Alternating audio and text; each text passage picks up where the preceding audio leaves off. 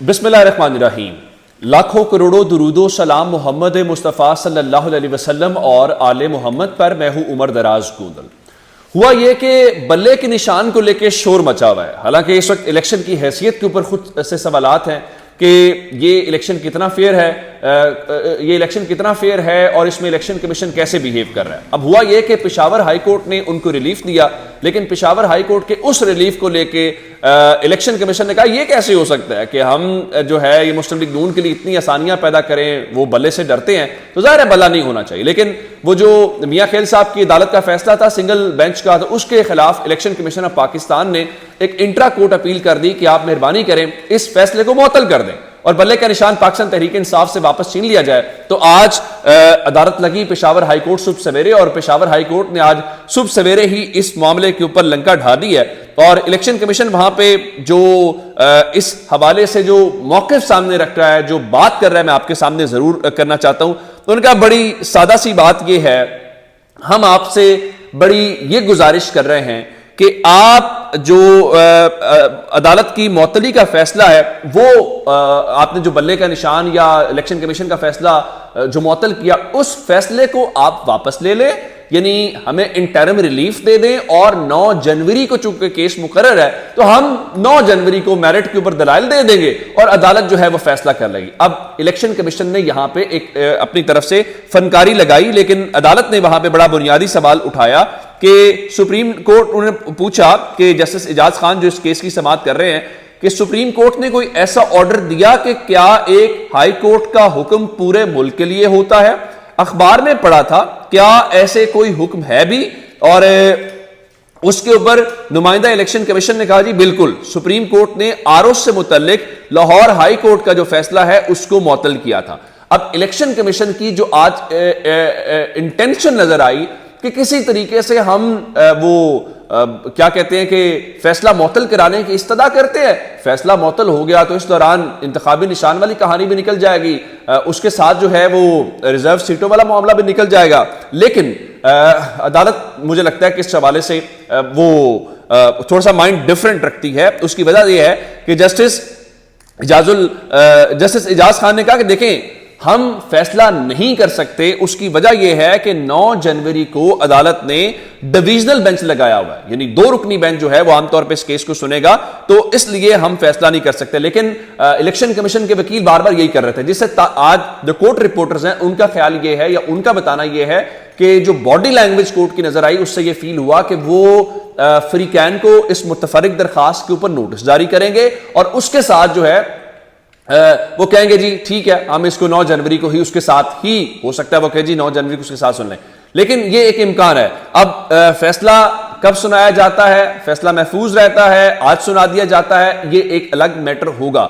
لیکن میں آپ کو ایک بات ضرور بتا سکتا ہوں کہ اس وقت ریڈ زون کے اندر پریشانی بہت بڑھتی جا رہی ہے۔ وہ آپ کہیں گے کیسے؟ مثال کے طور کے اوپر میں نے آپ کے سامنے کل بھی انصار عباسی کے مضمون اور سہیل وڑائچ کے مضمون کو رکھا۔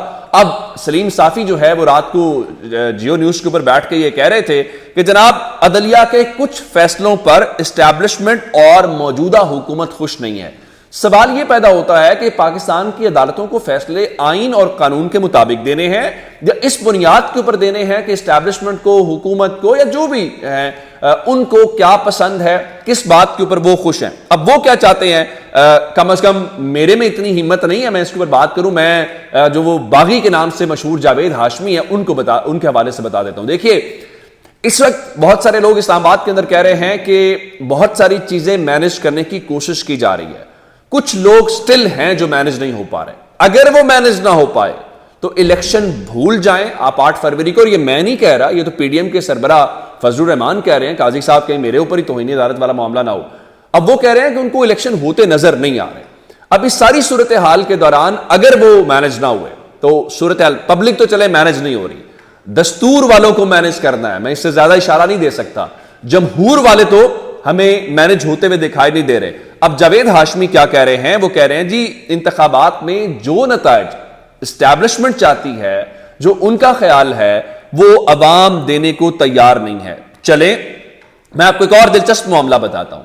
سہیل وڑائچ صاحب نے آج بھی جو مضمون لکھا ہے، میں کہا ولی ایک بڑے وہ ہوئے ہیں پولیٹیکل سائنس کے، ہم اس میں پڑھتے ہیں، تو وہاں پہ بڑی سمپل سی بات ہے جس میں وہ پرنس، ان کی ایک بڑی مشہور کتاب ہے جس میں کہتے ہیں کہ پرنس نہیں بولتا، پرنس کی گن بولتی ہے، کہ پرنس کیسے یہ کرتا ہے. تو اس میں آج وہ بتا رہے تھے جی طاقت کی کوئی اخلاقیات نہیں ہوتی. وہی باتیں کہ دیکھیں جو سارا کچھ ہو رہا ہے، تاثر یہ دینے کی کوشش کر رہی ہے کہ قاضی فائز عیسیٰ صاحب اور عدالت آپ چیزوں کو اس طرح سے کریں جیسے اسٹیٹ چاہتی ہے، آئین کو بھول جائیں، قانون کو بھول جائیں، اس ملک کو جنگل میں تبدیل کر دیں. دیکھیں پاکستان کے لوگوں کی اور ہم سب کی امید عدالتیں ہیں. آپ بہت اعتراض کرتے ہیں، ہم بھی کرٹیسائز کرتے ہیں، سوال بھی اٹھاتے ہیں، اس کے باوجود عدالت ہی وہ فورم ہے جہاں سے ہمیں اس کے باوجود جو ہے اس سے رجوع کرنا پڑتا ہے. اب اس ساری صورتحال کے دوران آج ایک بار پھر سہیل وڈائچ نے الگ مضمون لکھا ہے تضادستان کے نام سے، اور انصار عباسی صاحب آج ایک بار پھر سروے کے حوالے سے آئے ہیں. اور وہ سروے کیا ہے؟ ایک تو الیکشن کمیشن نے کل سرویز کے اوپر پابندی لگا دی، لیکن بہت سارے جب سرویز آ رہے ہیں جس میں تحریک انصاف ہو رہی ہے، تو انہوں نے بھی کچھ لوگ اتارے ہیں، کچھ اینکرز ہیں، وہ جا رہے ہیں، وہ تاثر یہ دینا ہے کہ مسلم لیگ نون بھرپور طریقے سے بہت اچھا پرفارم کر رہی ہے. مسلم لیگ نون آج بھی جاتی عمرہ کے اندر، اب سے تھوڑی دیر پہلے شہباز شریف صاحب وہ سب پہنچ گئے وہاں پہ، وہ پرفارم یا تو ماڈل ٹاؤن سیکریٹریٹ میں کر رہی ہے، یا پھر وہ اگر کر رہی ہے تو آپ یوں کہیں کہ جاتی عمرہ میں کر رہی ہے. لیکن انصار عباسی صاحب کے مطابق جو ہے انہوں نے لکھا جی مختلف رہنماؤں اور سیاسی جماعتوں کی مقبولیت کے حوالے سے زمینی جائزوں کے تازہ ترین اعداد و شمار سے معلوم ہوتا ہے کہ عمران خان اور پاکستان تحریک انصاف اب بھی ملک بھر میں سب سے زیادہ مقبول ہے. تاہم پنجاب نے اپنا مزاج بدلنا شروع کر دیا ہے. بصد احترام ایسی ہیپننگ کیا ہوئی ہے کہ پنجاب کا مزاج بدلنا شروع ہو گیا ہے؟ نون لیگ کا ایسا کون سا بیانیہ آ گیا ہے؟ نون لیگ کی ایسی کون سی سیاسی ایکٹیویٹی آپ کو نظر آئی ہے؟ تو اب ٹی وی کے ذریعے، اگر اخبار کے ذریعے آپ نے تاثر بنانا ہے، بیانیہ بنانا ہے، یا آپ سمجھتے ہیں کہ مقبولیت ہوگا، تو آپ سے نہیں ہو پائے گا.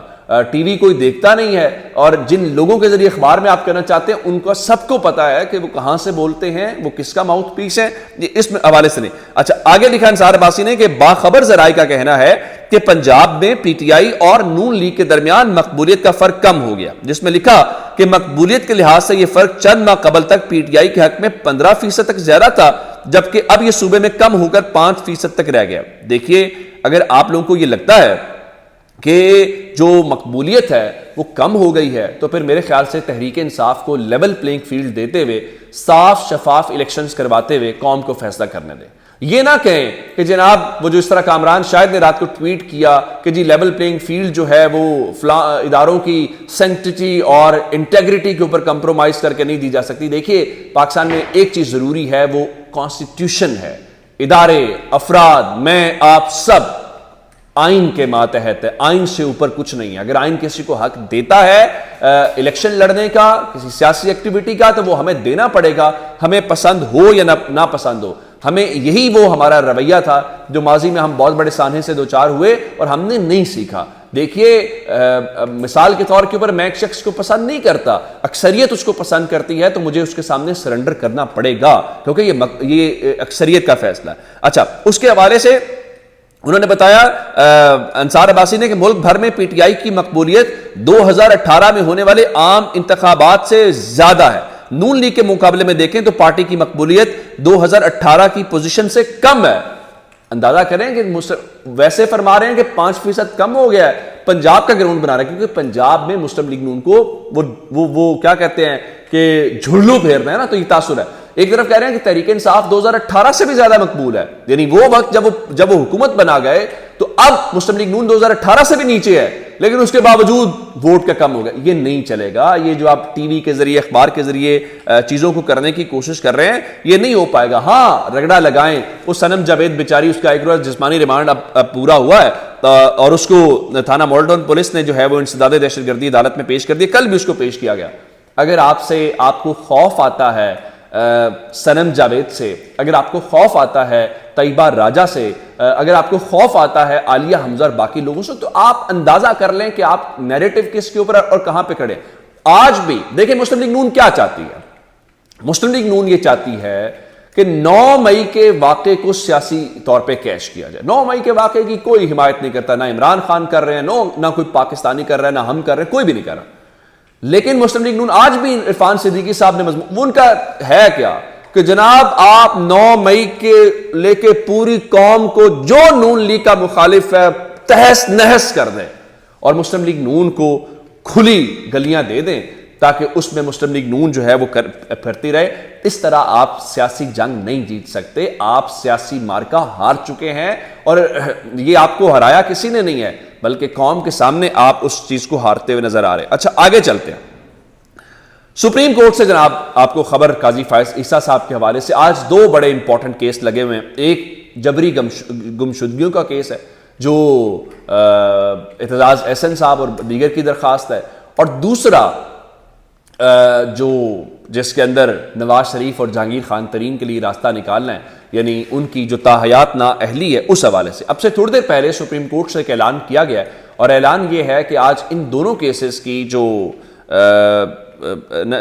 سماعت ہے وہ براہ راست نشر کی جائے گی. اس کے لیے سپریم کورٹ نے یوٹیوب چینل بنا دیا ہے, اچھی بات ہے, اور وہاں پہ ہوگا اور باقاعدہ نوٹیفیکیشن جاری ہوگا. بالخصوص جو گمشدگیوں والا کیس ہے وہ لوگوں کو پتہ لگنا چاہیے کہ اس کے اوپر کیا سوالات ہیں, کیا ان کی رائے ہے, کیا ہے. اچھا دوسرا, کل سینٹ کے اندر ایک قرارداد آئی ہے اور یہ کہا ہے کہ فوج اور سیکیورٹی فورسز کے خلاف جو منفی پراپوگنڈا کرنے والے ہیں ان کو سخت سے سخت سزا جو ہے وہ دی جائے, اور ان کے مطابق جو سرحدوں کی حفاظت کے لیے دی گئی قربانیوں کا ادراک کرتے ہیں اور دشمن ہمسایوں کے ہوتے ہوئے مضبوط فوج اور سیکیورٹی ایجنسیز ناگزیر ہیں.